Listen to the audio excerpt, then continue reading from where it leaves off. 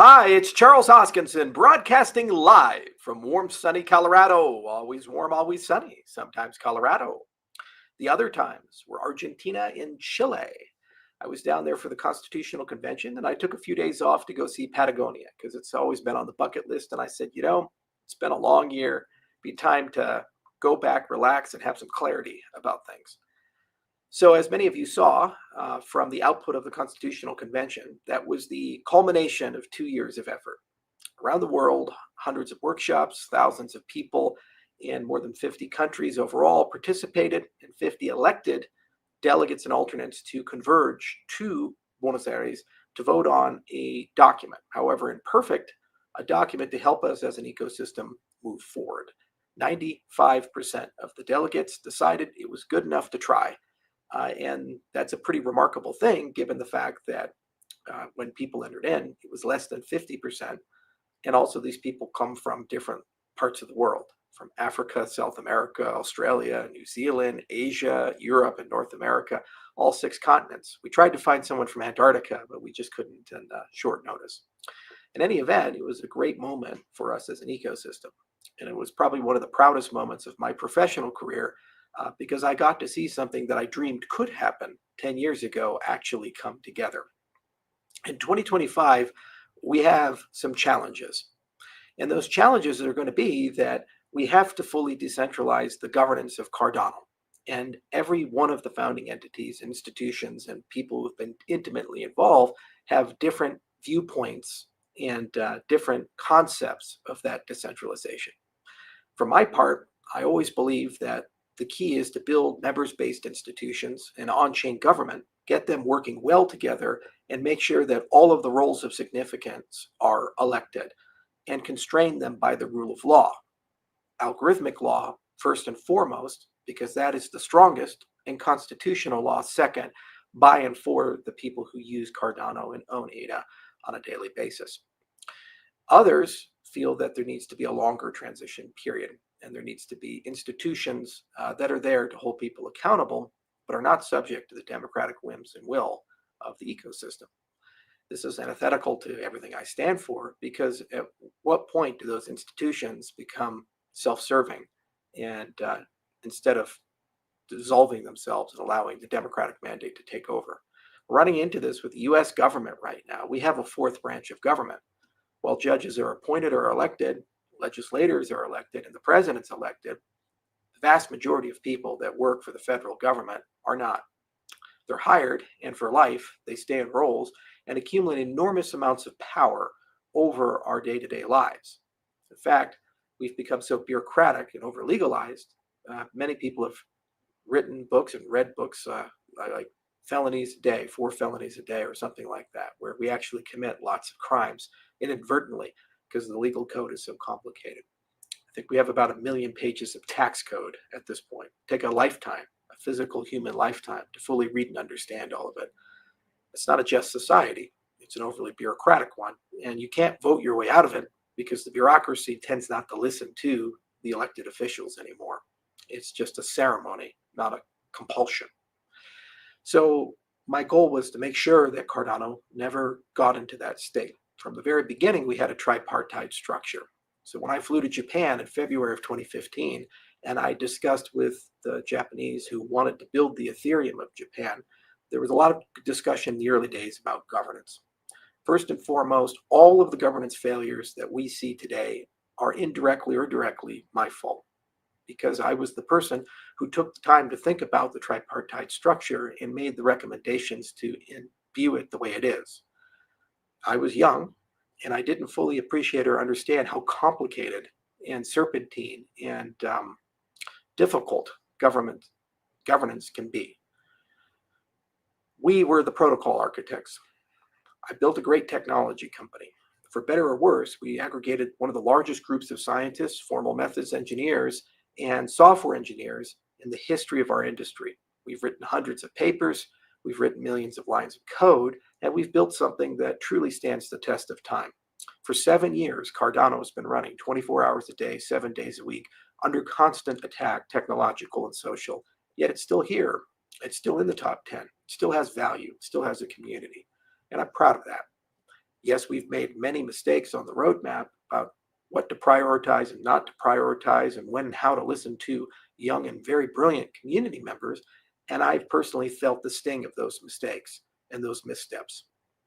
There were many things we should have done differently. And had I had the experience that I had today, there would be no contest. We would have done those things differently.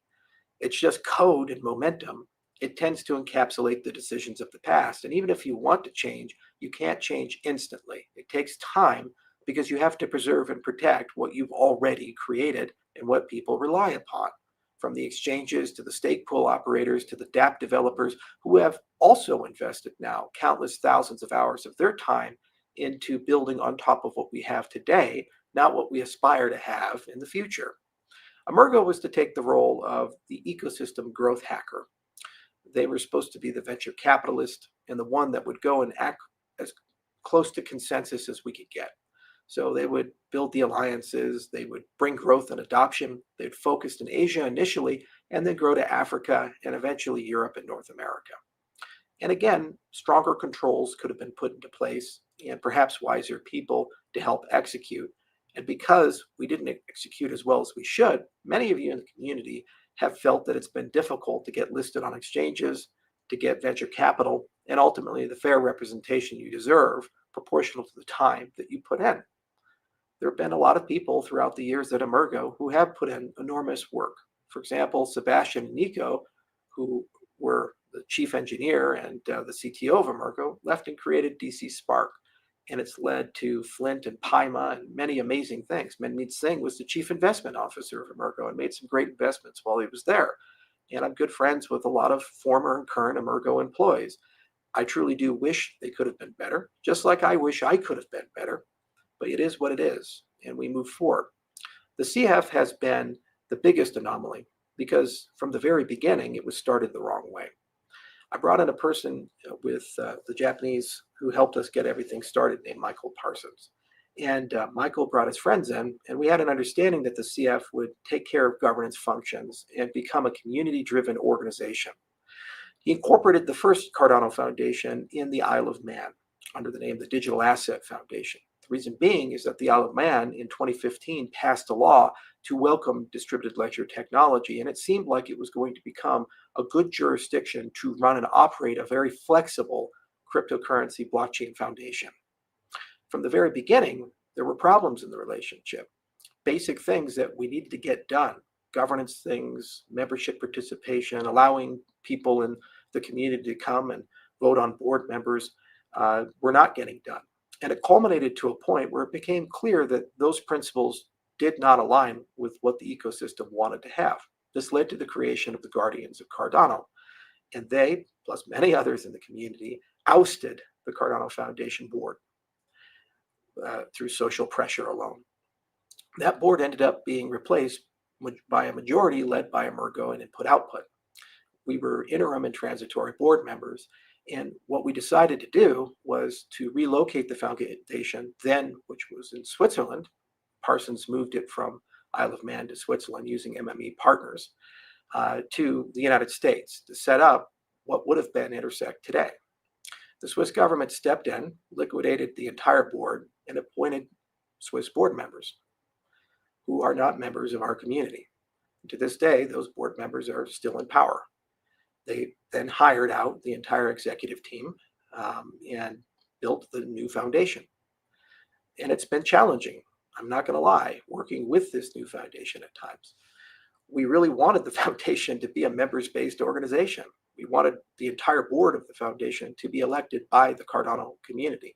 We felt that that was an important nexus, and basic things like the GitHub repos and the SIP process and other such things should be nexused there because it would be a fair and neutral place. And also it received Genesis funding explicitly for this purpose. I know that because I was there at the beginning and I created this ecosystem. I'm kind of an expert on that. Kind of know why the money was distributed the way it was.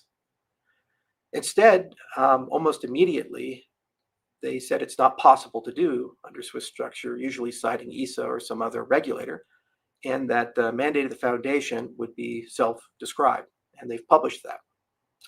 So we tried to work with them to create a neutral organization.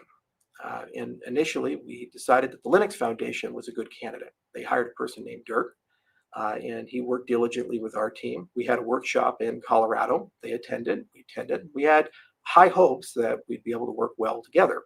Throughout the process, it became clear that the Linux Foundation would not include the majority of the Ada holders, and actually had a request that for this to work, I personally could not participate in governance, nor could IOG, which doesn't make a lot of sense, but that was their request.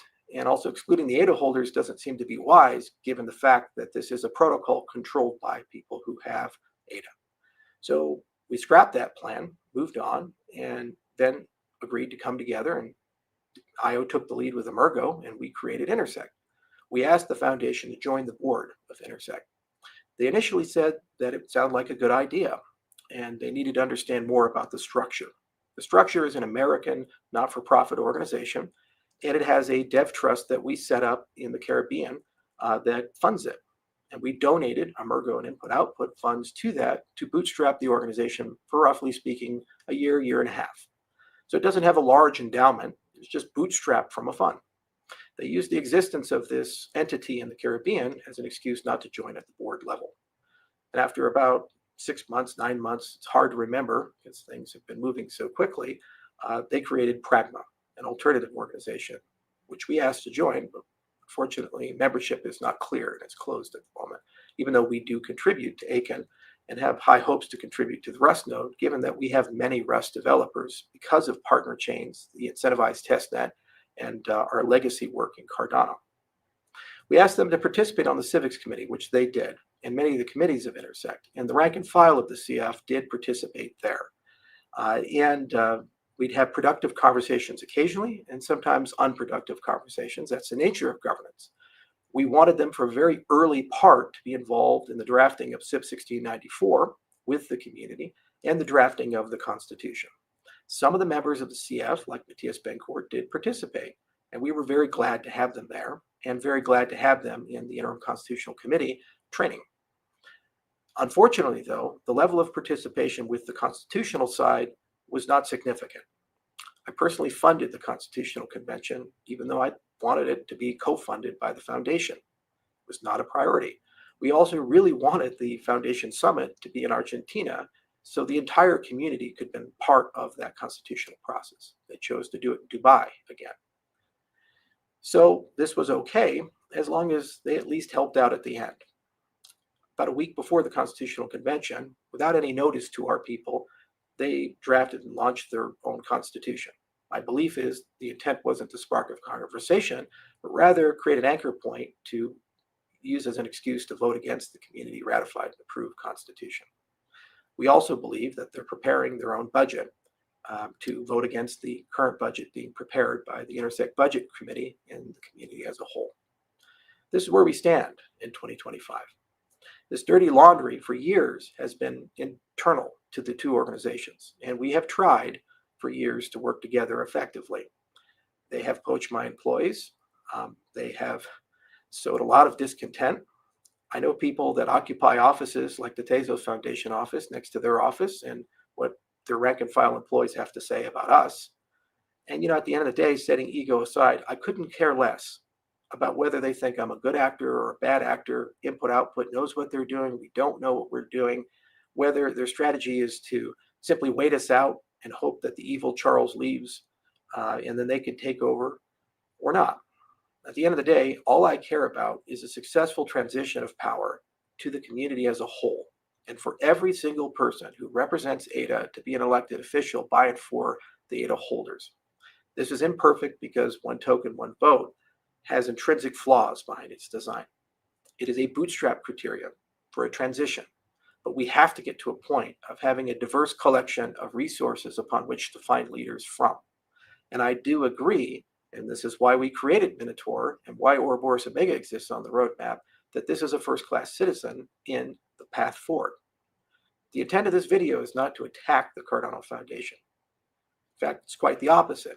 It's just to give some color on why you see from time to time friction between my organization and their organization. I don't hate them. In fact, quite the opposite. I like Fred Regard. I've had many productive meetings with him, and I respect him as a leader and his character as a person. I'm just perplexed at times about the behavior and the cooperation. After the Constitution was ratified, it was an emotional moment. Many people were crying, people were waving flags, and there was standing applause. It's a great triumph for a 2-year process. The only people in the room who weren't doing that was the CF delegation, who, after the applause ended, rushed the stage to go and talk to Lloyd to express their discontent with the process and how they felt they were excluded from it, despite the fact that they were asked to be co-equal partners in this for over 2 years, starting with SIP 1694, when we launched the Age of Voltaire workshop in Edinburgh in 2022, all the way through to today. I don't understand that. I just don't. If you wanted to be included more, well, be a co-equal partner in the hosting of the convention. And why would you drop an alternative constitution the community hasn't read, parsed, or understood a week before a convention? That is the result of 65 workshops in 50 countries. Why wouldn't you introduce these concepts and ideas at those workshops so that they could be meticulously included in the final draft? It's perplexing. I don't understand it. I really don't. And governance doesn't mean we agree. Governance doesn't mean we get along. Governance means that we can eventually converge to good decisions as an ecosystem. These statements are participated by what appears to be a whistleblower. We haven't confirmed, we don't know who that person is, on Twitter, who leaked an email to Big Pay and Hosky and other community leaders. But I think the sentiments reflect what's going on in the rank and file. Many of my employees, many of the rank and file employees of the CF don't simply understand where the strife is coming from and ascribe it to either ego or alternative visions. And to tell you the truth, as the CEO of Input Output, I don't fully understand it either.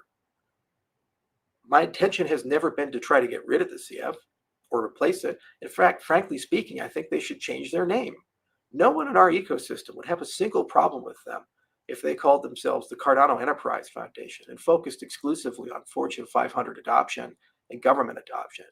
I would be their best friend, because every single day, whether it be a delegation from Paraguay or people in the state of Alabama or the people in the state of Arkansas or dozens of other countries or states, they come to me and say they have this amazing RFP from the government or from a company that'd like to adopt blockchain. And I would be their best salesman, throwing deal after deal after deal. And they've already demonstrated great competency in this domain, from their work in the country of Georgia with wine to their work in Dubai, working with law enforcement there. And frankly speaking, I think they could close dozens to hundreds of deals on an annual basis. They don't seem to have the right people or aptitude, though, to be a significant player in the governance of Cardano. And also, they seem to want to build an alternative client for Cardano. And I question the wisdom of this. Not the act of building one, because frankly speaking, we need a polyglot ecosystem, but the concept that the CF should be a first-class citizen in that conversation. We already have TX Pipe and Harmonic and Anastasia and dozens of other great core developers who aren't IOG who could come together with additional funding and go and do this. And they need to work with the Haskell developers because we have to agree on basic principles like the formal specifications of Cardano, which are implementation agnostic. I had an incredibly productive meeting, for example, when I was in Argentina with the CEO of TX Pipe about basic principles of collaboration between Pragma and Intersect. And in particular, forming a working group with developers from their side and our side, where that working group can talk about the formal specifications and get them to be complete and make sure that we can do ACT extraction to Rust. So they have a test suite to verify that the client that they build is interoperable with the Haskell client. This gives them the freedom to innovate, but also the ecosystem as a whole knowledge that we're all following the same set of blueprints that are beholden to an on-chain governance process. That's just basic stuff. And there are so many qualified firms that exist and have been in software engineering for years to decades that want a shot at that. And that's where I want to take the ecosystem. I think it should be dozens, if not hundreds, of development companies working together. I question the wisdom of forming yet another development company and building a strong set of developers when that's not what we need. We badly need adult supervision and basic things like the training and work of DREFs, getting more people to participate in on-chain voting. As we've seen with Catalyst, the CF is absolutely right when they say things like 180 million ADA shouldn't tip the scales when there's tens of billions of ADA in circulation. That's true. And they made a point by voting that there's too little participation in Catalyst. The answer to that is changing the voting systems and growing the participation base. So that's where the funds should be spent. And if I was in charge of that organization, these are the types of things I would care the most about. The outflows would be in funding community conferences, bringing our developers to the big conferences like Token 2049 and Consensus and other places, working with exchanges so that Cardano native tokens can get listed, getting stablecoins into Cardano. There was a deal that John McPherson, who used to work at the CF, had negotiated to get Circle to Cardano in 2021 for about $3 million. That was not executed. That's what John directly told me. And I believe he's also told people on Twitter now, so it's public news. Whether he's lying or not, I do believe it because I know Polkadot got the same deal. And I also know Algorand got a similar deal. You forget that their CFOs and CEOs ended up working for me. So kind of know how the ecosystem works. That deal's no longer on the table. It's much more expensive. These are things we need. We need good oracles in our ecosystem. We need better representation in the VC class. We need A16Z to like us because they're forming a cabal right now with the US government. And you see people like Coinbase and Consensus and A16Z and BlackRock come together, and they're going to have an enormous amount in the Trump administration's influence over crypto policy. And if they choose to exclude Cardano, it's going to be very difficult for us as an ecosystem. So we need to find ways to partner and work with them.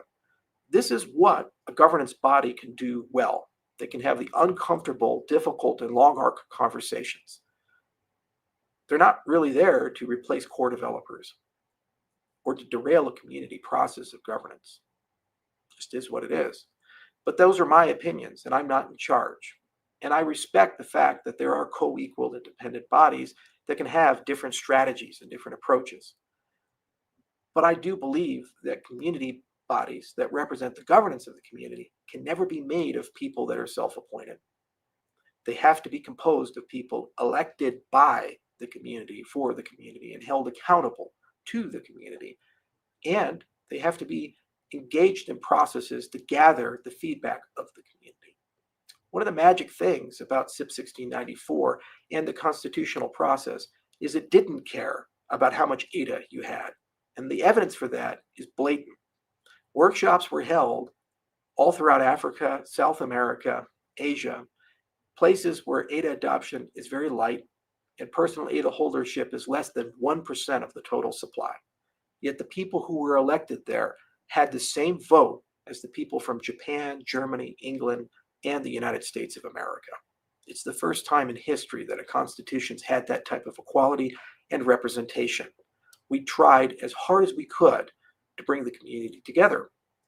That process needs to be expanded and replicated, not just in governance, but for the product workshops, for the marketing, branding, and growth of Cardano, for the budget process, and the innovation process. And yes, we have to continue governance. That means perpetually, it would be nice to run 5 workshop streams every single year across the world and grow from 50 to 100 countries, because the feedback we got was phenomenal. And if we could apply this to our ecosystem growth and to our product growth, it will mean that Cardano always has the best roadmap and the most wisdom behind where we want to go and how we want to get there. The cost for that is not cheap. It's about 5 to 10 million per year. But in the grand scheme of things, when we have a nearly $2 billion treasury and people spend $15 million to sponsor a football team, maybe, just maybe, we as an ecosystem could find the resources to do that. And I understand skepticism behind it, which is why governance entities exist, because they have enough endowment to make mistakes and try before we buy and create traditions and institutions that the community values. That's why Emergo and Input Output stepped up and put in over $10 million of value to create Intersect and get it running. And yes, I fully appreciate many people say that it's bureaucratic, and many people say that it's slow moving and ineffective at times. And the challenge is that it has this dual mandate of trying to move fast and do a lot of stuff, but at the same time, try to include everybody along the way. Many people who have never participated in their lives in the governance of a cryptocurrency or the operations of a members-based organization. And how do you manage those two things? You have to be competent and understand and have training and experience in order to move quickly. But those people are not the majority of the community with respect to blockchain governance because they've never done it. So if you bring everybody along, it slows everything down. And then the people who already have the skill sets get bored or frustrated and don't want to be part of it because they say it's too slow, bureaucratic, or ineffective. It's a balancing act, which is why we valued the CF so much in trying to get them to join the board, because we felt they could bring a unique set of diversity and agility to the process and help push things along. And we were saddened when they chose not to do that for their own reasons. It's hard when you think about the future. You know, I've been accused of many things throughout my life: narcissism, lying, ego, and I'm not a perfect person. But one thing you can know about me is I care about Cardano more than pretty much anything in my entire life. It's my legacy, for better or for worse.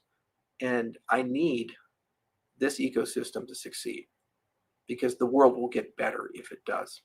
And I will never live a fulfilled life if Cardano fails, because it means that what we valued was not valued by the world. The freedom, the liberty, the decentralized governance, the bottom-up approach, the libertarian ethos that I tried very hard every day to endow into it. So every single thing I'm trying to do in 2025, 2026, and beyond, but principally next year, is just to get this ecosystem to a point where I know in my heart, no matter what happens, it will always be here, always grow, and will succeed, like a self-replicating virus that infects people one after another and converts them over to the good side. We're so close to that. We have 1694 turning on fully in January, and the DREPs are coming, which will add a vibrance and dimension to the governance discussions we've never had before. And it's a titanic shift in the perception of the ecosystem. We have the workshop process, which brings people together, whether they have a lot of ADA or not, and includes them. We have a community ratified constitution from those delegates, and all we got to do is get it done on chain. And we have an on-chain treasury with nearly $2 billion that, if deployed, will allow Cardano every year to spend at least $100 to $200 million to growth hack and to support the people who've already done great things. And that's at our current valuation. If we continue to grow, that will be in the tens of billions of dollars and become a sovereign wealth fund unto itself. We are this close to greatness. We did the hard work. And it's not my intent to allow personal feelings, ego, or rivalries or strife from the past get in the way of what we have achieved. I've tried really hard in the last few months to eschew the drama and to heal old wounds and to let things go. I'm fully prepared for any necessary reset in 2025 and to take any role in the ecosystem, because this is not about Charles Hoskinson or input-output. It's not about any collection of entities. This is about the protocol, Cardano, and where Cardano needs to go and how we get there as an ecosystem. I will never compromise on my belief that Cardano will only be successful if it includes as many voices as possible, and those voices have the legitimacy of democratic consent behind them and the constraints of constitutional and algorithmic law. I will never deviate from that, and I will never accept a state of affairs where we, for years or decades, have to endure an unelected group of bureaucrats to control us. This is the current state of affairs in the United States of America. And that's the state of affairs that's comfortable with the wars, the lead in our water, the poison in our foods, and the inhumanity of our current justice system. That's the state of affairs that's totally comfortable with 100,000 Americans dying every year from fentanyl and saying, oh, well, or our money being stolen by large corporations in the military. It's the state of affairs that is totally comfortable with the vast majority of Americans being demoralized and excluded from the political process, and for a media to basically tell us to shut up and get in the corner and don't try to change it. It's not how the American people want to live, and by extension, it's not how any human being wants to live. We are a reflection of the world because America is made up of people from every country in the world. It's what makes us so diverse and special. Pick a country, you can find an American who's from it. And so, as a melting pot, we're a statistical sampling of the world's opinion. And for us, it's not okay to live under that type of bureaucracy. And it's not okay for protocols that aspire to freedom and collective governance of the world as a whole to succumb to those same things with a paternal desire to be controlled. So in 2025, judge us not by what we say, but by what we do, where we spend our money, and where we spend our time. I'm going to spend 2025 and break it down into 3 areas. One, there are many products and projects I want to build on Cardano that I think will grow Cardano dramatically. Things like quantum Husky, things like the Hydra stuff, things like Midnight, things like Lace, that if we do it the right way, we will make Cardano grow dramatically, 5 or 10x in population. The same for the Bitcoin work. It has to be done with principles. You can't go and do shameless cash grabs. You have to do unique and new and interesting things, which is why you have to choose your partners carefully in that. But that's where we're going to spend an enormous amount of our time. Input, output, the company. Input, output, the governance participant. We have 3 final tasks to get done. We have to get the Constitution ratified on chain. That's the first one. Second, we have to get an annual budget done and make sure no one's left behind in that budget, because so many of you are working for free right now. So many of you are putting in 16-hour days, 7 days a week, and not getting a fair share of compensation. And Catalyst is a glass of ice water in hell. It's not the lake. You need to get out of that. We need to get to an annual budget process. And third, the entire Constitutional Committee needs to be elected. The interim committee's term ends next year and will be replaced by people 100% approved by the community as a whole. I've already said that Input Output will not run for election or participate in on-chain governance for a time, because it's important that the community be able to step up and flex its muscles and be in complete control of all major decisions: when to fork, how to change protocol parameters, how to spend the treasury, these types of things. You're ready. You've proven that with the Constitutional Convention. You've proven that by your discipline and dedication. So that's Input Output, the governance entity.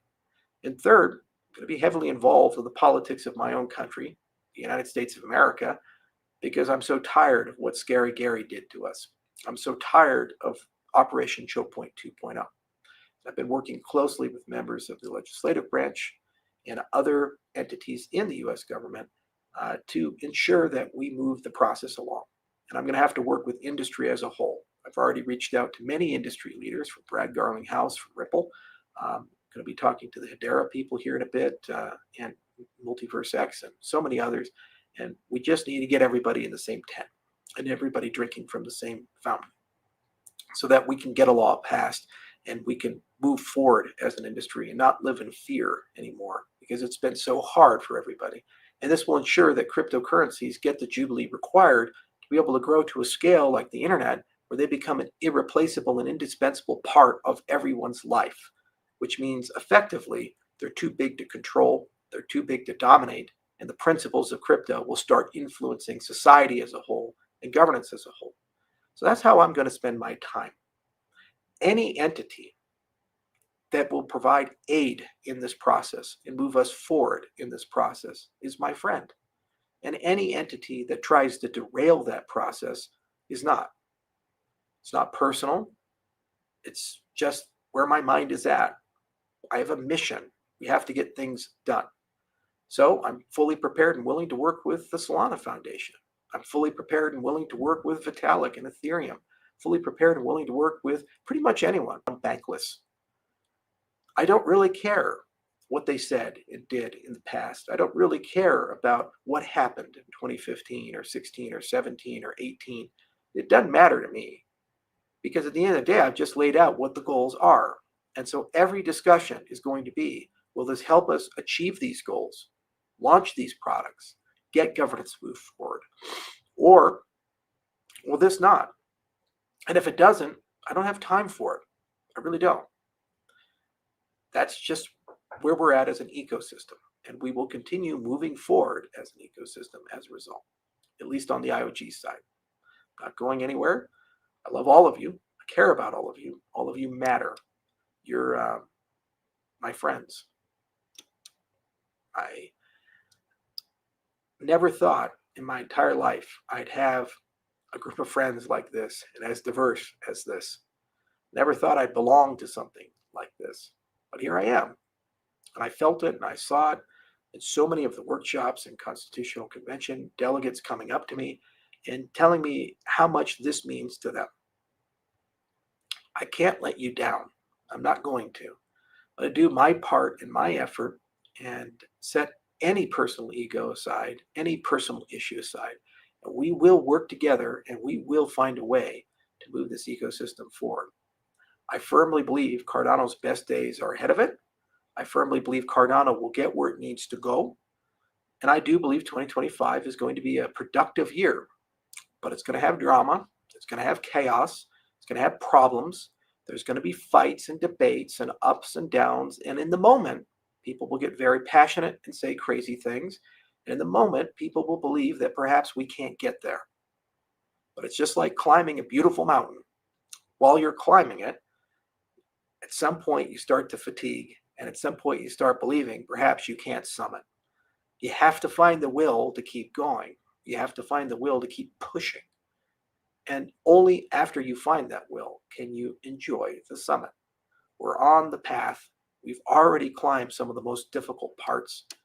And we just have to finish and get to the summit. And that's what's going to happen in 2025. Voltaire will come fully alive. The community will be fully engaged. The budget will get ratified. The Constitution will get ratified. We will, as an ecosystem, do what we need to do. And then for my part, I can focus on mass adoption. I can focus on bringing the industry together and making sure Cardano is not left out of the conversation anymore. And we're no longer an island, but we're co-equal partner with the rest of the industry. And as the industry grows, we grow. That's where I want to be. So thanks for listening. It's a difficult video to make. I don't like airing all of these things, but I think it's reached an apex at the moment. And until next time, talk to you soon. Cheers.